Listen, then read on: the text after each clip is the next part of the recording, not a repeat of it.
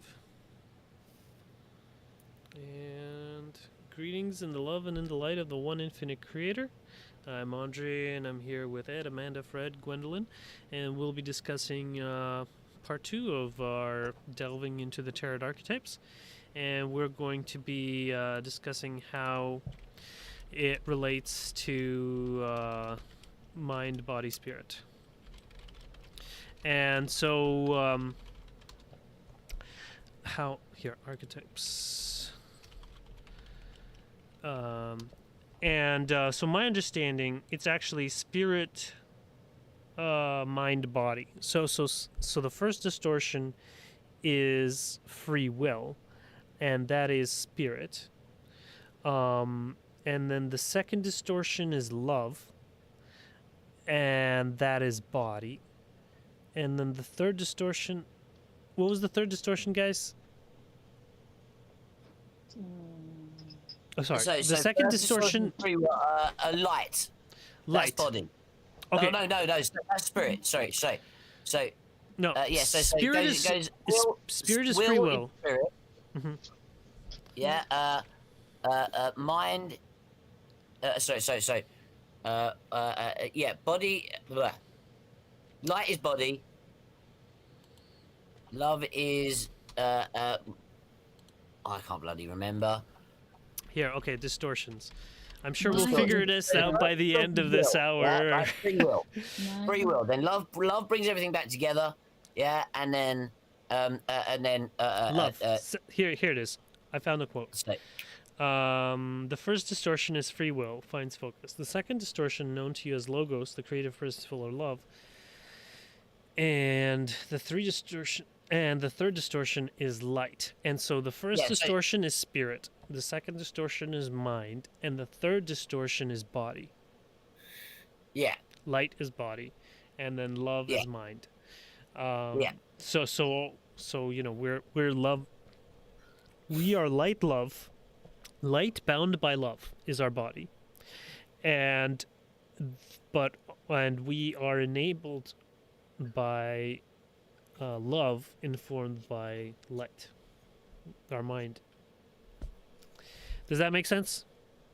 Okay, so free will, the choice, is basically our spirit is the thing that's the main, that is in charge.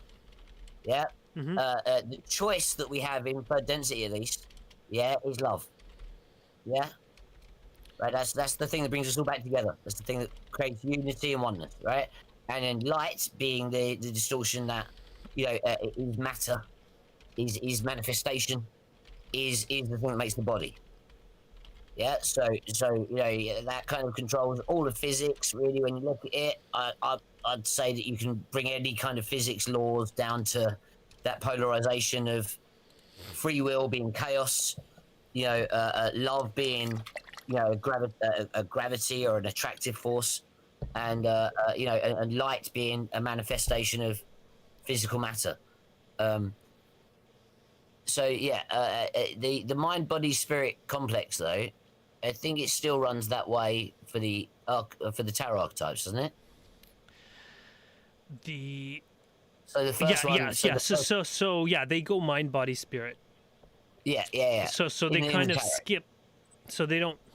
The spirit comes after the body instead. Yeah, the spirit is at the end. Yeah, exactly. Instead of coming at the beginning. So the first distortion is free will spirit. Yeah. Yeah, free will. Second is love, and it's mind. Love, and that's mind. And the third distortion is light, and that's body. Body. Okay, so in the tarot archetypes, that means that the first the first line, which is body, right. That means that the first tarot kind of sequence, the what's it called, the archetypical sequence, is the one for heart, right? Is the one for love. Okay. Yeah, then the second one, is the one for light, and then the last one is the one for free will. Here, I got ChatGPT to write it out for us. Here, the first distortion, free will, is associated with the spirit. It represents the infinite creator's decision to experience itself by allowing the co-creation of infinite possibilities. Free will is the foundation of all existence, allowing beings to make choices that lead to diverse experiences. This principle underpins the journey of spirit through various densities of existence, emphasizing the spiritual aspects of seeking and growth towards unity of the infinite creator. Right, oh my God, ChatGPT, man! I could not have said that better myself. Yeah. You have trained your AI well, my friend. Thank you. Who wants to read the second distortion? Gwendolyn, you want to, or Amanda? Okay, Amanda. Here, I can do the second. Okay. Yep, second distortion, love mind. The second distortion, love, is the creative and unifying force that emerges from free will. It is associated with the mind because it represents the original thought or logos, the concept that manifests the potentialities into form. Love as an archetype of the mind guides consciousness in its evolution, fostering understanding, compassion, and the desire to serve others. It is the energy that connects and harmonizes, acting through the mind to realize the oneness of all creation. Very good. I like it. Mm-hmm. That actually makes lots of sense as well when you actually think about the cards that are in that sequence. Mm-hmm. That really does kind of show kind of why, like the love and kind of the heart chakra and the connection of the return back to oneness, you know, is all down to our choices. Is down to mind. Mm-hmm. You know, in the incarnation. You know, rather than the free will of the spirit being the driving force, as it were. Yeah, so I think that's really good. That's a good definition. Mm-hmm. Well, isn't it like in the beginning, our creator, whatever you want to call it, God, creator, or source, out of love, creation came too, right? Is that my understanding? Well, I think the best way of understanding it is that everything exploded into potentiality. Right. Yeah, everything went into possibilities, right? But it was given rules to kind of guide itself.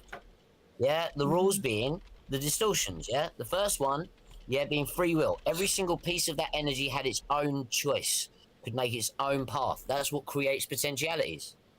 Yeah, but then, in order for everything to come back together again, yeah, you needed love, right? Love was this unifying force that brings it all back together, right? And then you know, in order for everything to experience and to be able to do that stuff, you needed a physical matter to do it in, a matrix to do it in, and that's light.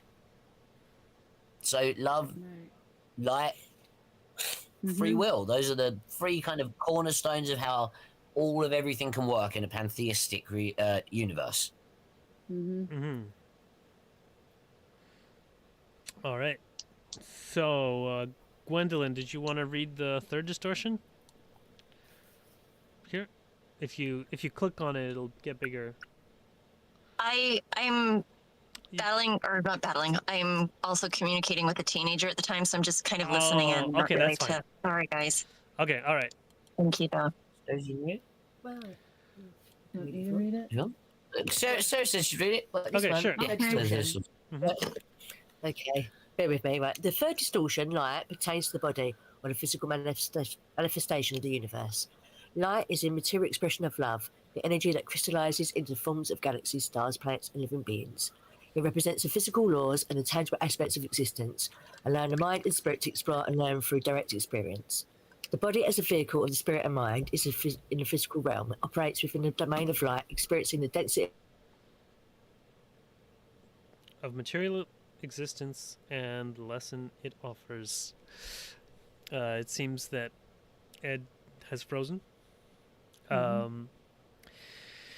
So yeah, let's see. Light. Okay, what do you guys think about that, Fred? That makes perfect sense. I didn't realize my mic wasn't on. So that basically verifies every single thing that all of science boils down to once you get down to the nitty gritty of metaphysics. Once you get down to going through all of the different laws and theories, you know, past string theory, theory of relativity, everything, all the way down to the very basic of it, that is where science and spirituality merge. And that's explaining it right there perfectly. Yeah, That's how I view it. for sure. Like, I've always had this sneaking suspicion that all matter is made of light, that is condensed, you know, with love. And, you know, while we don't have, our physics isn't at that level where it can prove that yet.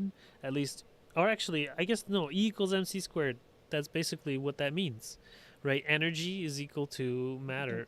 So energy is light, and then matter times the speed of light, or whatever. Apparently, we use a lot of love to stick together. So yeah, and that represents, okay, so integration, here, let me just kick Ed here, because hopefully they'll get back after. And then, okay, so integration of spirit, mind, and body. Understanding these distortions as expressions of spirit, mind, and body provides a holistic view of existence. The journey of the soul is a dance through these distortions, navigating the realm of free will with the guidance of love, manifested in the physical universe as light. This framework encourages the alignment of one's actions, body, emotions and thoughts, mind, and ultimate purpose, spirit, with the fundamental principles of the cosmos. So I think this is where it's tying it in with the tarot, you know, because it was created spirit, mind, body, but the tarot is mind, body, spirit. Here, okay, you know what? I'm going to ask about that. So, why is it... Hey, we're back. Hey, welcome back. Yeah, I think all the reading made the computer overexcited, and it kind of like Yeah. messed out. So why is it that it was created spirit, mind, body, but the tarot archetypes are mind, body, spirit? It's probably a language, a confusion with language. Maybe. I don't know. Can I just say, Ross I think this might come down to one of these silly things. Like there's lots of rules for how you line up adjectives. And if you say body, mind, spirit, it doesn't sound right, does it? Mind, body, spirit doesn't sound right, does it? Spirit, mind, body makes a lot of sense. It doesn't sound right though. Spirit, mind, body. Why Mind, not? body, spirit. Mind, body, spirit is the only one that actually kind of sounds right. Well, what do they call it? Mind, body, spirit complexes? Yeah. Well, because before before incarnations, there was only mind and there was only there wasn't complexes, was there? You have to have them formed together. Yeah, they were mind, body, spirit. They were not mind, body, spirit complexes. Well, it might also point to the possession or seeming possession of everything by the spirit. Yeah, well, that's kind of it. It's kind of the mind body complex. Yeah, is nothing without spirit in it. Yeah. Yeah. So where's the The spirit carries the mind and body.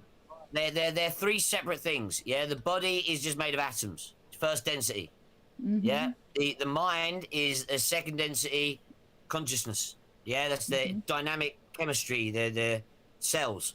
Yeah, then the third density is the whole physical form.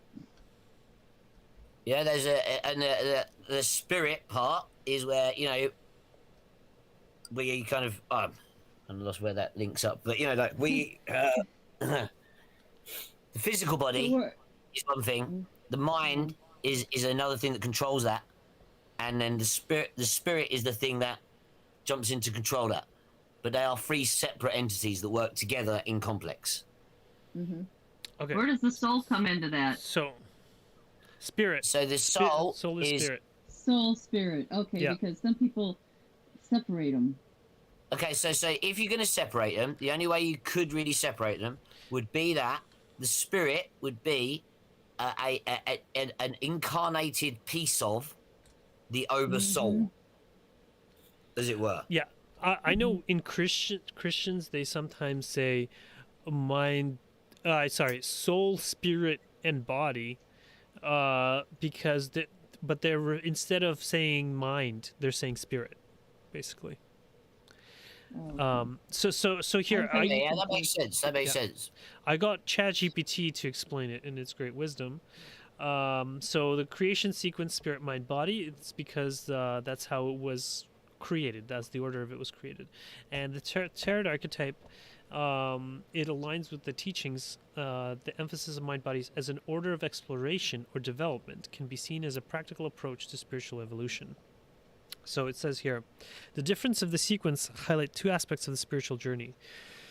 The ontological aspect, the nature of being from spirit to body, and the path of personal evolution from mind to spirit through the vehicle of the body.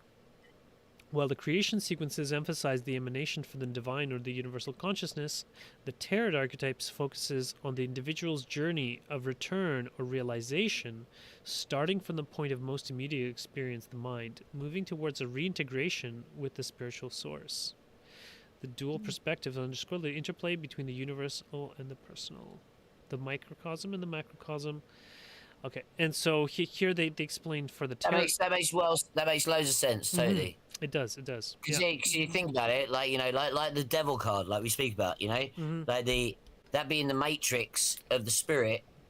It is we are born into that arrogance, that ignorance of the spirit, of not knowing that it's there. Yeah. Not having any evidence. It's and also having to find and seek that. You know. I think it's also like the veil, right? The veil Yeah, cuts you off 100%. from the spirit, and so you're only aware of your mind and your body, and so like you would have trouble starting with the spirit in that case. Yeah. So here, mind is often the starting point because it is through the mind that individuals first engage with their environment, their inner world, in the process of learning and perception. The mind is where individuals first become aware of their spiritual journey and begin the work of conscious evolution. Body is the next focus, as it is through the body that the mind's desire and spirit's intention are acted upon in the physical world. The body is also where individuals learn lessons of discipline, health, and the importance of the physical vessel in spiritual practice. And spirit is placed last in the sequence as the culmination of understanding and development. After working through the lessons and challenges of the mind and body, the focus on spirit represents a return to the source, now with a deeper understanding and a more refined consciousness. This sequence reflects the journey back to oneness, with the spirit being the ultimate destination enriched by the experiences of the mind and the body. Yeah. So you can kind of see that as well, like that when you actually look at what the archetypes show, like the archetype of the mind ending with the chariot, that represents the fact that once you've gone through this process, you know that your only way to go is spiritual growth, turn to the mysteries, open up to a bigger universe, and then the end point of the body being, what's the end point for the body? It's because death's transformation. Then you've got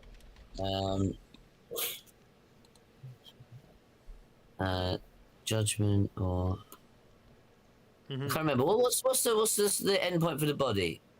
the end point of the body. I don't remember off the top of my head, but it would be the great way of the body. but then the great way, of the is the world or the spirit, of the universe. Yes. You know what I mean? Like that's kind of the end point for the spirit. Yeah, that you are at one with the world or the universe. That's so you can see that process showing in between those three things. It's basically ascension dynamics, isn't it? But But wouldn't be hermetic. the end point of the body is death and either. No, I think that's ascension or- transformation. Oh, it's transformation. Then Yeah. after transformation, then what? Well, this is what I'm saying. I don't remember what the next card. Yeah, cards are. unfortunately, the Law of One website is not working for me. Here, at least. Oh, there. Okay, maybe it'll work now. Images. The tarot images are not showing up. Here, I wonder if they moved it somewhere else. Tarot. Course of curriculum. No, it's just down. Ironically enough. So we don't have it in order here. Here, I can ask it. What is the order of the tarot? Okay, make narrative. Temperance. Oh, temperance. No. Yeah, temperance, man. Of someone going through the spiritual journey. From matrix of the mind to great way What's the of order? the spirit. All right. Okay, so I also, yeah. So yeah, it's temperance is the great way of the body. Temperance, eh? Oh, okay. Yeah. So that's the realization that we're supposed to get to at the end point of the journey for the body. Yeah. So really, I think that kind of shows that you're supposed to have temperance for realizing that this isn't, love this, have like nurture this, but this isn't it. So, this is something that you are custodial of. You look after, rather than you. So I actually had it, cause I feel like I need to understand more about love and the body, and so I asked it to expand on that. And so as the second distortion, manifest love as the mind, acting as a catalyst of thought forms. Love is the creative force. In this context of the mind, here, does someone else want to read? Or I can read. oh, here's Ashley. Hey, Ashley. Hello, Ashley. You're muted. How's it going, Ashley? No, there you are. Hi. Hi. What's up? Hey, we were just going over mind, body, spirit in the tarot to try to understand that aspect of the tarot, since we did the archetypes last time. And then we were just going over, again, love. Love is the creative force. Did you want to read this? Since you're here? Sure. Yeah. Sure. Okay. Do you know how to make it bigger? So, you just click on it. yeah, I can see it here. Okay, good. So, love as the creative force. In the context of the mind, love is the driving force behind creation and connection. It represents the energy that binds the universe together, transforming the potential offered by free will into tangible expressions of unity and interconnectedness. Through the mind, love directs thoughts towards harmony, collaboration, and service, highlighting the fundamental interconnectedness of all things. Love as guidance for evolution. Love guides the evolutionary journey of the mind by encouraging the expansion of consciousness and the deepening of understanding. It propels the mind to seek beyond the self, towards the greater good and the realization of a unified existence. This aspect of love fosters empathy, altruism, and the pursuit of wisdom, as the mind recognizes its part in the larger tapestry of life. Can I just jump in there? Yeah. That is amazing, right? Because that right there, that completely kind of defines how I view the whole, the hermit, the just seeking as hard as I can to bring back that light for others. Yeah, like that. you know, that evolutionary journey, you know, is all based in a place of love. You know, Yeah. Mm-hmm. I honestly, I'm really loving your Chat GPT like raw bot, man. LL Honestly, Tarot Archetypes. Yeah, this is. It has every session that has mention of tarot or archetypes. Wow. Yeah, and then that's what it's basing all this feedback on. This is awesome. Thanks. Wow. So, love in relationships and expression. Through the mind, love influences how individuals connect, communicate, and relate with one another. It shapes perceptions, attitudes, and actions, guiding the mind to seek harmonious and enriching interactions. Love encourages the expression of kindness, appreciation, and respect, fostering healthy and supportive relationships.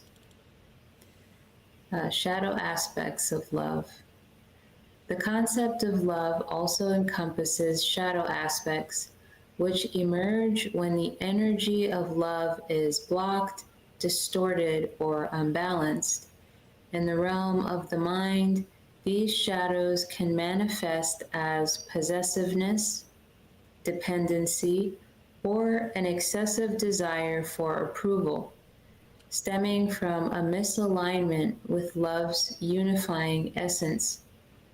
Fear of loss, rejection, or abandonment can also distort love's expression, leading to behaviors and thoughts that hinder genuine connection and growth.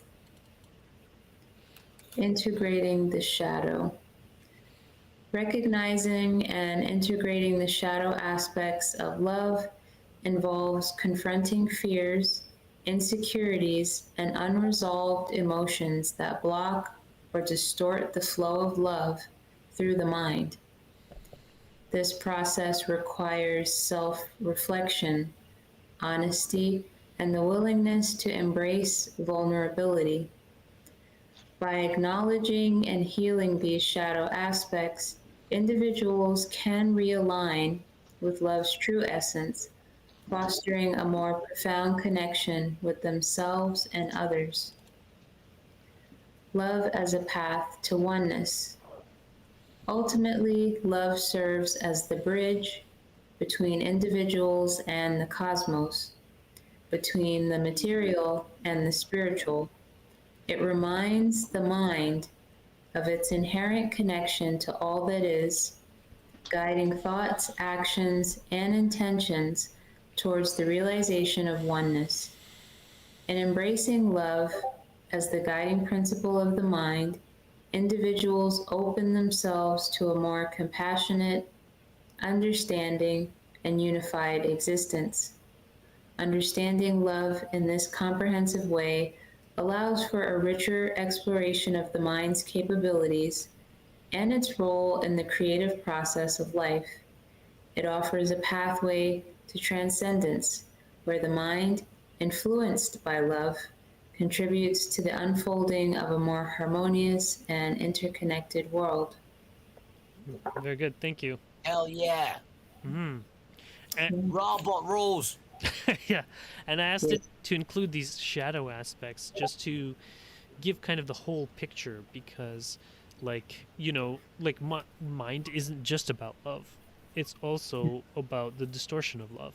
And, like, you know, because we also have, like, hate and possessiveness and dependency, excessive desire for approval. And apparently this is all from the blocking of love.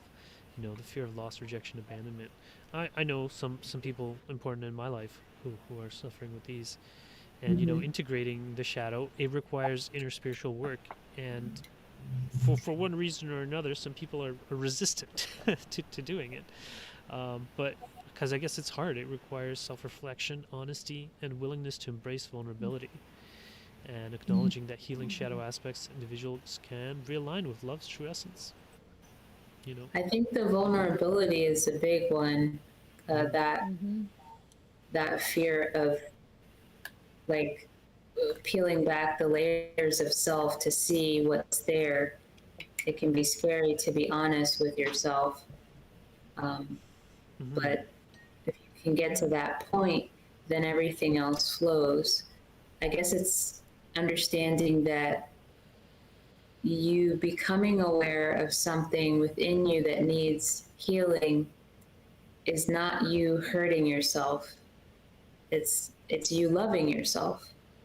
So if you expose your own insecurities or your own shadow emotions, that's not that the very act of doing that, if you can see it as an act of love for yourself to bring in healing so that you can have that state of being that you want, then maybe that will change the kind of like the relationship to being vulnerable, because it won't be seen as like I'm tearing myself down, I'm revealing my wounds, I'm hurting myself. No, you're loving yourself, you're caring for yourself. That's how you do it.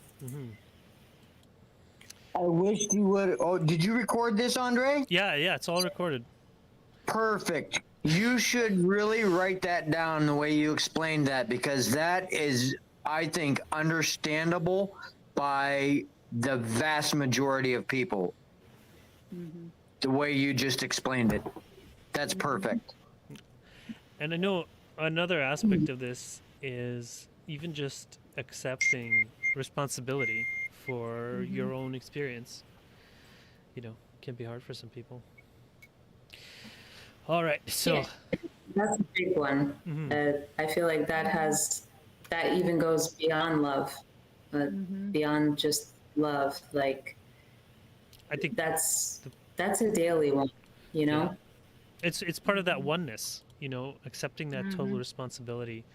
I know in another group, someone was talking about this zero limits Ho'oponopono version. So here's zero limits. Anyways, so it's a version of Ho'oponopono, which is a Hawaiian prayer, basically. Please forgive me, thank you, or and I love you. But it went through both a Christian influenced person that added more of that forgiveness aspect, and that you just need to do the forgiveness work inside of yourself, and then a Zen master guy who was like, it's all about clearing. You know, it's like if you have any resentments, you know, you just have to forgive and love them and like clear them out. And he managed to heal a whole ward of criminally ill patients without even meeting them. He was just working there, and he had their files, and then he would look at the file, and he would feel the feelings that would arise when he read about, you know, the crimes that they had committed, and then he would work on forgiving and loving those things. And then as he did that, the patients improved, and then were able to leave the hospital. And in fact, the whole ward closed down because there was only one patient left at some point. They transferred him somewhere else. Take place? When did that take place? What year? What year? Well, the book Yeah. is from 2010, but I think the Oh, okay. So it's recently. yeah, and then I there's mean, you know, within. yeah, it's within the last few decades. So what is it that Ra says about kind of like the faith healing thing? You know, he says about how, you know, you projects out a template onto the person's secondary body, right? Their second density body. You know, and then if they accept that template and they visualize the same changes being made in themselves that person's putting out, then essentially the orange ray body should just change, and that person should heal. You know, you remove those blockages, you change, you modify how the cells, you speak to the cells themselves and stop them. Or that's, I mean, that, I don't know about anyone else, but I've done that meditation loads of times to get myself better when I've been feeling ill or something's hurting. You know, you meditate and you basically picture the orange ray, and you find the bits that hurt and you see them as a different color, you know, red or yellow or whatever, and then, you know, then speak to the bits that are different and treat them with love, beam green ray at them, get them to turn orange again, and then essentially you I mean, you can heal yourself really, really easily. for quite a lot of things. Yeah, And but I'm you assuming have that to faith healing accept, works that same way. Mhm. you have to accept it, though. That's kind of the key there. You have to believe it, right? And really Yeah, believe it. that's the believing is the accepting, Right. because the person themselves is the one doing the healing. The healer is just the facilitator. That's it. You just give them the template to accept. They're the ones that actually do the work to heal. Yes. Yeah, Well, it's the permission slip. Exactly. like the Dolores, exactly. That's a good way of saying it. Dolores Cannon said Yeah. that the healer provides 10% of the work, and the healed provides 90%. You know. Yeah. And here, so I asked ChatGPT. It says, by focusing on inner development, individuals contribute to the healing and elevation of the collective, reflecting the principle that external change begins within. The Confederation encourages seekers to engage in practices that promote self-awareness, love, and service to others, as these efforts not only facilitate personal healing, but also aid in the healing of the planet and its inhabitants. All right. So, also, it was working on this for a while. Ah, yes, yes. Let's go back to this. All right. Here, let's try it. Okay. Did you want to read it, Ashley? You've got the best reading voice here. Sure. Okay. Okay, so embarking on the spiritual journey through the lens of the LL Tarot archetypes unfolds a profound narrative of evolution and enlightenment. This path is divided into 3 phases: the mind, the body, and the spirit, each with its own set of archetypes guiding the soul's progression. The journey of the mind, a quest for understanding. The matrix of the mind, the magician. Our journey begins with the magician, symbolizing the conscious awareness, the catalyst for action, and the potential within. It represents the dawn of curiosity and the initial spark of seeking truth. The potentiator of the mind, the high priestess. The high priestess acts as the subconscious mind, the repository of all wisdom and knowledge that lies dormant, waiting to be accessed. She guides the seeker to look beyond the visible, encouraging introspection and the discovery of inner truths. The catalyst of the mind, the Empress. Life presents its myriad challenges and lessons through the Empress, embodying the catalyst of the mind. These experiences, both bitter and sweet, serve as the impetus for growth, urging the seeker to explore the depths of their being and the complexities of life. The experience of the mind, the Emperor. Through the Emperor, the seeker learns to structure and integrate their experiences. This archetype symbolizes the formation of personal identity and beliefs, forged through the trials and lessons encountered along the path. The significator of the mind, the Hierophant. The Hierophant represents the seeker's core essence and their accumulated wisdom. It signifies a point of inner enlightenment, inner alignment, and conviction, where the seeker's beliefs and values become a guiding light. The transformation of the mind, the Lovers. The Lovers herald the moment of choice between the old self and the potential for new understanding. This critical juncture demands a decision that aligns with the seeker's true will, leading to profound transformation. The Great Way of the Mind, the Chariot. With the Chariot, the seeker embarks on a purposeful journey. Armed with the lessons of the mind, it symbolizes the drive towards mastery, integrating the dualities within and steering the soul towards its destiny. So I just want to pause here, just because this seems to be kind of a more of a classic layout, and I'm wondering if we want to try to get ChatGPT to turn this into a story, and then we could read it as a story. Or if we want to finish Could do, but reading these archetypes. we could do if you want. But I think that this is actually pretty good because Okay. for the actual kind of the tarot cards themselves, Yeah. you know, Okay. this gives a good background for what each one kind of means in the standardized way of what a tarot card means, but also kind of what it means in this whole thing. I mean, I don't know, like Okay. Yeah.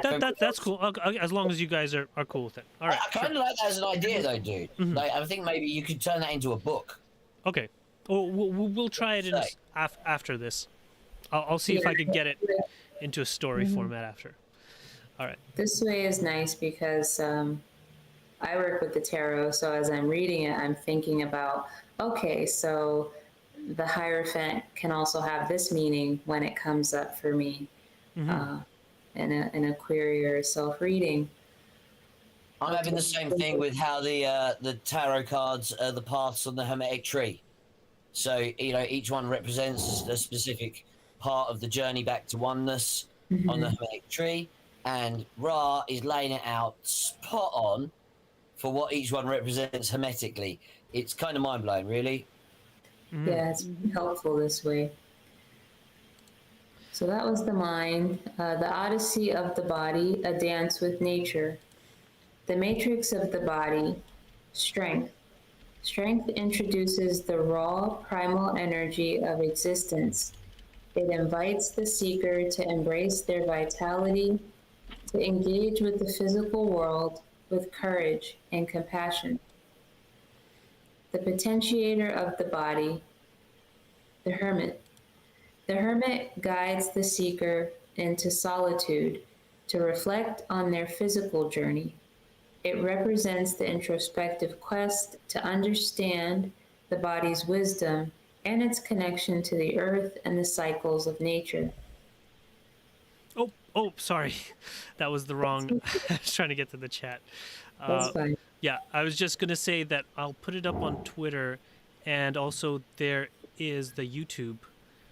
So you'd be able to read all the same thing we're reading here on the YouTube video.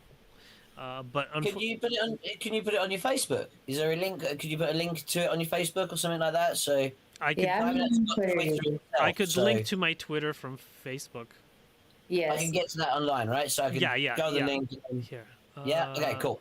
So I haven't actually got Twitter, so Okay. Me either. I don't have Oh it. yeah. Well, yeah. You'd have to probably log, unless if I link just the tweet. I'm not sure, Gwendolyn. Which part did you want? Did you want all the stuff that we read today, or just this particular section? Oh, you muted yourself, Gwendolyn. You're muted. Oh, you have to unmute. We can't hear you. There you go. Sorry, I thought I did. Okay. So yeah, these ones, the way it's laid out in this format is brilliant for my mind, which is I would love to have it. Okay. All right. This I will. Yeah. This I can do. I will tweet this, and then I'll put the tweet link in our chat. Thank you. All right. you roll, dude. Thanks. All right. So where were we? Potentiator, catalyst. Yes, the catalyst of the body, the wheel of fortune. Life's unpredictable nature is mirrored in the wheel of fortune. It teaches the seeker about the impermanence of the material world, urging them to find balance and harmony amidst change. The experience of the body, justice. Justice weighs the actions and consequences of the seeker's journey. It symbolizes the karmic lessons learned through the body, teaching integrity, accountability, and the importance of equilibrium. The significator of the body, the hanged man. The hanged man represents a moment of suspension, a pause for reflection on the physical path. It invites the seeker to view their world from a different perspective, encouraging sacrifice and release, or surrender. The transformation of the body, death. Death signifies the inevitable transformation, the shedding of the old to make way for the new. It is a reminder of the body's transient nature and the continuous cycle of rebirth. The great way of the body, temperance. Temperance marks the harmonious integration of the body's lessons. It symbolizes the alchemical fusion of opposites, leading to renewal and the emergence of a balanced, holistic existence. I really like the focus on the body because it's not, you know, we're spirit, we're mind, but we also have to be aware of the evolution of the body and kind of tend to it in its own unique ways so that it evolves as well. Mm-hmm. Yeah. Did anyone else have any comments on the body section? Well, as somebody who's basically like based a large chunk of my life on the hermit solitude, the potentiator of the body, I'd say that bit has been maybe the most incredible metaphysical basis for how to seek that I've found out of all of my different seeking formats in whatever way. I've tried to embody that card more than anything else in my spiritual journey. So I completely love how it lays out the whole point. An introspective quest for the understanding of the body's wisdom and connection to the earth that is it's like even that just sentence describes a large chunk of what I've been doing for the past few years. It's kind of mind blowing. Mm-hmm. Cool. All right. Did we want to do the last one? Sure. The ascension of the spirit, a beacon of light. The matrix of the spirit, the devil. The journey of the spirit begins with confronting the shadow represented by the devil. This archetype challenges the seeker to face their fears, desires, and the illusions that bind them, urging a deeper exploration of freedom and enlightenment. The potentiator of the spirit, the tower. The tower's sudden upheaval breaks down structures and beliefs that no longer serve. It acts as a catalyst for spiritual awakening, dismantling the old to reveal a new foundation of truth and authenticity. The catalyst of the spirit, the star. Guided by the star, the seeker finds hope and inspiration on their spiritual path. This archetype represents the light that guides through darkness, offering healing, renewal, and the promise of a brighter future. The experience of the spirit, the moon. The moon's mysterious light leads the seeker through the realm of the subconscious and the unknown. It challenges perceptions, encouraging the exploration of dreams, intuition, and the deeper aspects of the psyche. The significator of the spirit, the sun.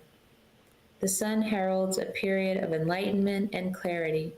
It signifies the seeker's alignment with their higher self, illuminating the path with joy, vitality, and the simple truth of being. Oh, it hasn't finished generating the rest of it. It's going to do 22 of them. Yeah. It's gonna finish. It's just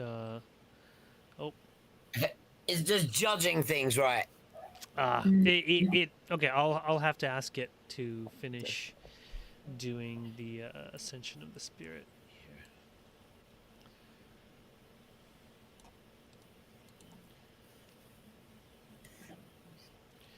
Here, hold on. Let me stop it. Okay. You cut off here. Finish this bit. Nope. Copy pasted the wrong bit here.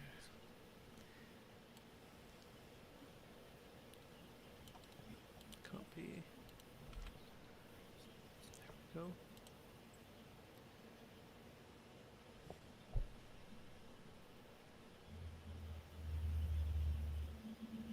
Judgment. Okay, go ahead. The transformation of the spirit, judgment. Judgment calls for. Okay, so it was still. Oh, it's still generating. Yeah. Oh, you know what? It might be a little while. Maybe we have to wait. Yeah, I don't think it's fully completed. It's thinking. Oh, it's having. That's okay. It can take its time. There's no rush. Okay, there. It finished the last archetype. There. Okay. So the the great transformation was the second last one, right? Okay. Yes. Okay. So judgment calls for reflection, evaluation, and the release of past burdens. It symbolizes rebirth, the culmination of the spiritual journey, and the realization of the soul's purpose. This transformative phase is crucial as it represents the dissolution of the old self and the awakening to a higher consciousness. The great way of the spirit, the world. The world signifies the completion of the spiritual journey, a state of fulfillment and unity with the cosmos. It embodies the seeker's ascension, representing the achievement of spiritual enlightenment and the integration of lessons learned throughout the journey. The world symbolizes the end of one cycle and the beginning of another, reflecting the eternal nature of the soul's evolution. Throughout this sacred journey, the seeker encounters various facets of their being, navigating through the challenges and revelations presented by each archetype. From confronting the shadow within to embracing the light of higher awareness, the journey from the matrix of the spirit to the great way of the spirit encompasses the full spectrum of spiritual growth. All right. Thank you. I think this is it can make a lot of paragraphs. Yeah, Yeah. for sure. All right. So I will try. I'll post this, guys, while you talk about it. How about that? Okay, I might have to jump off for a sec because Sarah's got to go to sleep. But I think okay. personally, this is one of the best laid out things for the major arcana that I've ever seen written about tarot anywhere. Dude, you should just get ChatGPT to write you a book of like the Ra Tarot. Yeah, It's It's probably like- been done.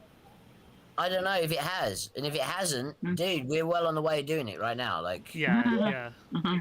Yep. It's pretty smart.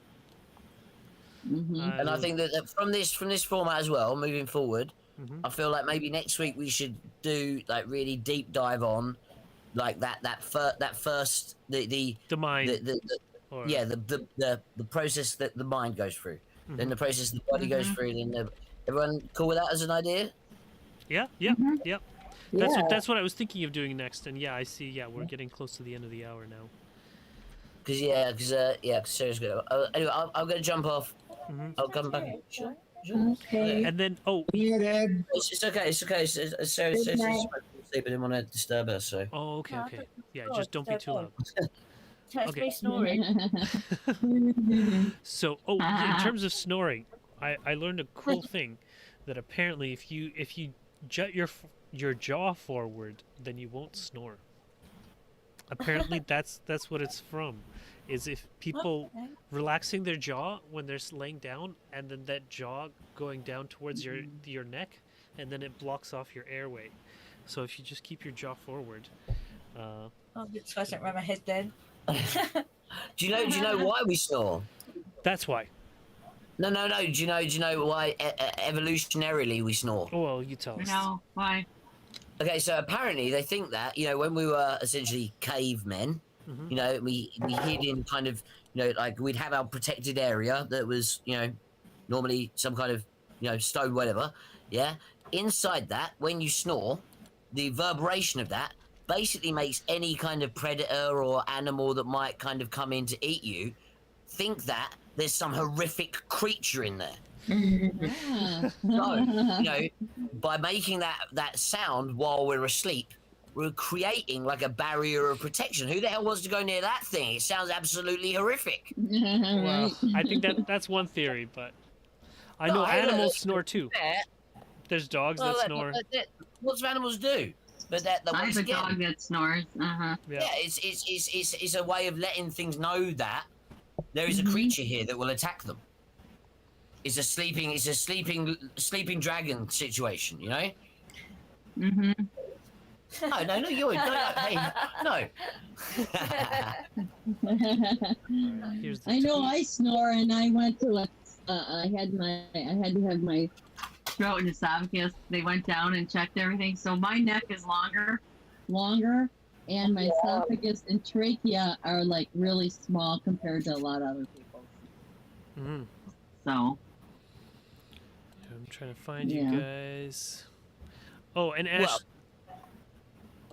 Well, I was going to say, Amanda, you'd have been able to Yeah. keep your children safe at night, you know, thousands of years ago. Yeah, just purely because of that crazy little genetic snoring there you go. mutation. There So, you hey, go. look, a long time ago, that would have saved your whole family. Thank Yeah. everybody. That's it. Save everyone with the snoring. Right? Mm-hmm. And so there was also the Fool. I know. Oh, dude, I like those. Those were cool, man. Yeah, Aren't they cool? yeah. They're This is the pretty. image. This is the image for it. And so I put the Oh, look, wow. the hermit looks well cool too, dude. I put the tweet in the chat. Yeah. It says Themrod. It's not very good at Themrod. spelling. He looks wicked. Look at that. Oh, look, he's holding his little torch above his head. That is awesome. Yeah. Well, later on we'll make individual cards for each one. If we do Yes. like a week per card or something, then we can like Mhm. really refine it and really get some good If you want, cards. dude, but I feel that maybe we could build that into doing the steps. Yeah, exactly. That's what I mean. Yeah. Okay. Yeah. Awesome, dude. Are those images that are yours personally now, or are they just put out there? Anybody can really use them. Oh well, all of my content I release under CC BY-SA, so it's like Creative Commons. You could use it as you want, as long as you allow other people to use it too. Oh, That okay. is really cool, dude. Those ones are cool, Yeah. mate. I like them Yeah. a lot. Can you make cards out of those or no? Yeah, I can make custom cards. Well, Like that's cool. for example, You just had to correct the spelling. yeah. Well, we'll be able to do that another time. Here, there was one thing that we forgot to read, which was the Fool. Here, did you want to read it, Ashley?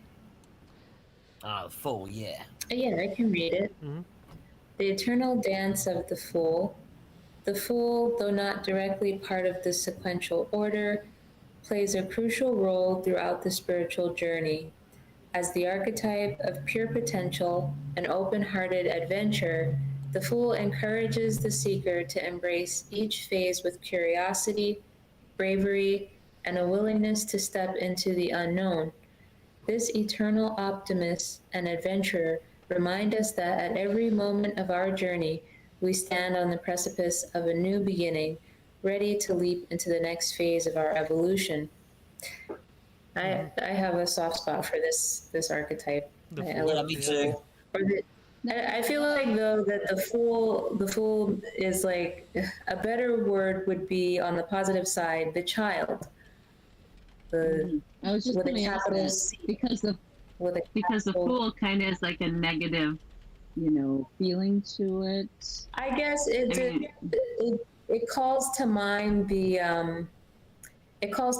thought that be mindful of the opposite end of this kind of excitement and divine recklessness. So it gives it the name the Fool so that you don't forget that, hey, you have to balance it out because you can end up right. on the wrong side of things. But really it's the child, it's that divine recklessness, that freedom, zero expectation, just following the open heart, excited, not necessarily afraid of whatever may come, just like the open heart. So I really love the Fool. I like to think of it as as well. The choice, I think, really does weigh it up beautifully. The way Ra talks about it as a choice, but I really like the whole idea of the stepping off the cliff, taking the leap of faith. Mm-hmm. You know, when you look at that card, that guy, he's about to step off a cliff. Yeah, but he does not care. He knows for a fact he's gonna be fine. You know, and that right there Oh, look at that. is such a He's got a beautiful little idea dog. for me. Yeah, okay, so now the dog is supposed to represent the real world, Oh, okay. barking at him, saying, "No, no, don't jump off! Don't jump off! It's a cliff." Oh, wow. Mm-hmm. Mm-hmm. But he knows. And that he's holding spirit. what? He's holding He knows, a flower. he rose. knows he can walk off there, and he knows he can walk, A white flower. and he'll be fine. Mhm. He knows everything is perfect, Mm-hmm. even if the dog's calling him a So- fool. Yeah. So my understanding of the tarot, everything in this card represents like what could the clouds that beneath it, the sun, there's rocks and flowers there. I mean, doesn't everything in a card have some kind of value or? It can. It has an Oh. elemental affinity that coincides with like certain things. It depends too what you pick up on Okay. like psychically, Mhm. because Yeah. a symbol can mean a certain thing for a certain person based on their energy. Mm-hmm. But yes, A lot all of the time, these are like what's called a talismanic image. So Mhm. if you Yeah. meditate and you concentrate on that image, yeah, then Mhm. essentially the archetypal bits inside it will kind of activate something in you. Mhm. And then it doesn't really Okay. matter Is that- who you are, yeah, if you spend enough time staring at that card, you'll come to the same conclusion as everyone else ever of what that card means. Mhm. And that's the whole idea behind it. So, you know, when you look at the idea that when you actually look at the tarot card, you know, the thing that this one doesn't show, you know, that I think is kind of in the imagery is quite important, is the fact that he's about to step off quite happily. Look, Yeah, there you that's- go. Right. Look, he's Oh, right. walking along. He's just about to happily step off. Oh, Yeah? see, he has a dog too. Right, Yeah. the dog's And sitting there he's going, got- "Stop! What are you doing? What are you doing? It's a cliff, man!" Right, but and look, he's got the little stick there with his little bag on his back. That's basically all he has in the world, on his shoulder. Mm-hmm. Yeah, because he's living Right. free and has no care. Yeah, he's not looking ahead. But the point is, he doesn't need to because he's completely everything is entrusting to the creator. Hey, Andre, you're gonna love this. What? You're I like this one. Canadian. Mhm. I've always looked at the full tarot card as the Jim Carrey of tarot. Oh, Oh, yes. Yes. I love that. Yeah. Every Yeah. single character that man plays is the full archetype. Look at Ace Ventura. Look at The Mask. Look at Liar Liar. Look at all of it. And all of it is, in a childish way, teaching lessons or learning lessons about life And he's as a child. He's very spiritual and metaphysically aware as well. Yeah. You look into his Yeah. life. That's Yeah. true. Mm-hmm. I love Oh, it. there you go. Yeah. That's actually a really Yeah, good me too. card. And he's from Canada. Yeah, he is. He is. Like that because is that from? Is it Yes Man? I'm not sure. Maybe. The film? Yeah, probably. I think so. Because Yeah. that's actually really metaphysically I love linked that. to the full card. Right. Okay, so ages ago, one of my friends, he said, yeah, this was after I split up with my ex-wife and everything, and I was all depressed and that. And he said, just go and be a yes man for a bit, yeah, and it helps you to kind of find your path. Right. Doesn't matter what's brought to you, just say yes to it. Yeah, so I need someone to come around and help my nan fix something in a boiler. You like, okay, yeah, I'm there. Yes. So you go and it do says it. yes. Yeah, right. And then just by going and doing that, then you meet someone else who then this amazing thing happens because of. Yeah, so following those yeses, yeah, actually kind of leads you to incredible things. And that all comes down to, once again, taking that leap of faith. Knowing that everything's Right. going to be okay. Just say yes and embrace what the universe gives you. Because That's the universe will take care of you. Right. Yeah. The universe will take care of you when you enter that state. It's like you step into the path of divine grace when you do that, because you're not trying to control everything. It also makes you quite good, like there to be of service to people as well. But you know, it can also kind of lead you to be taken advantage of. So you have to kind of have some kind of boundaries. But yes, the yes man thing does definitely have its merits. And as a full archetype, dude, you called it. Jim Carrey all the way, man. Now I'm always going to see the fool with Jim Carrey's face. All right. Well, I'll see if I can. That face, that exact happy face. Yes. Right. And even his dog. Yeah. Right. Here, I'm gonna see if I can capture this. But I don't know. Oh, it's not really letting me. Could you get Jim Carrey's face on our card, Oh no, I can't. even subtly? No, I mean you. It doesn't allow you to do any notable people. Makes sense. Yeah, but I can send you guys the picture in the chat. What if you used one of his characters like the Grinch or the Mask? Here, I Just, can. you know. I can make. Okay, To be here. fair, he does pull that exact face quite a lot. Here, let me see if I can make. Here, save image as. Oh wait. Maybe I can make a hybrid of these two. I hope so. Oh. Can't you manipulate an image to make it look like it was drawn or something? Yes. So that Well, it- here, make hybrid full archetype inspired by the ones attached.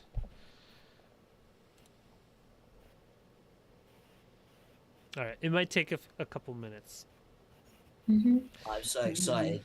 Yeah. Literal So bated breath. it did make an a description here for us.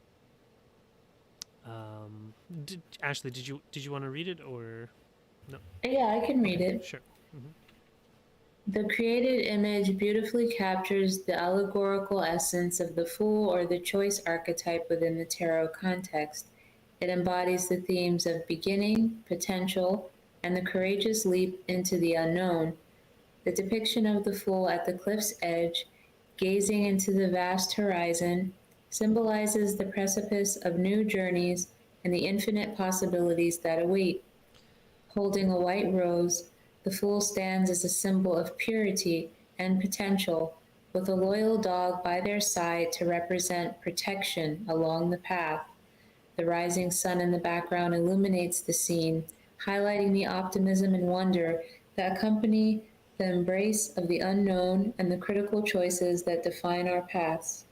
This image encapsulates the spirit of adventure and the innocence of starting anew, inviting viewers to reflect on their own journeys and the choices that lie before them. Very good. Okay, well, it failed to do the first one for some reason. Oh, there it is. I love Robot so much, man. Oh. Good job, Robo Ra. Robo Ra! I'm gonna download this. This is great. I see him more in the sun. I love it. Good That's night. so good. Good night, Gwendolyn. Oh, okay. Bye, Gwen. Love you. Yeah, Good yeah. night. Good night. Night. All right. Actually, yeah, it's past 9, so maybe we'll do the outro, and I'll send you guys this image for sure. That is a keeper, my friend. That is amazing. Yeah, yeah. It's good. We made our first tarot card. Yay! All right. And so, as we found you, it's making a second one apparently. Oh, wow. We Well, that's nice. here. Let's just. Okay, this is another one. Oh, that's more beautiful. Wow, that one's pretty. Yeah. Oh, yeah. I could send you both, but I think the first one is better for a card because this one's too cluttered. Yeah. Yeah. All right. So here, I'll put the first one up here on the screen. There. That makes As me happy. yeah, as we found you, we leave you in the love and in the light of the one infinite Creator. Go forth, therefore, rejoicing in the power and in the peace of the one infinite Creator. Adonai. Adonai. All right. Good End of the night. Good night, stream. everyone.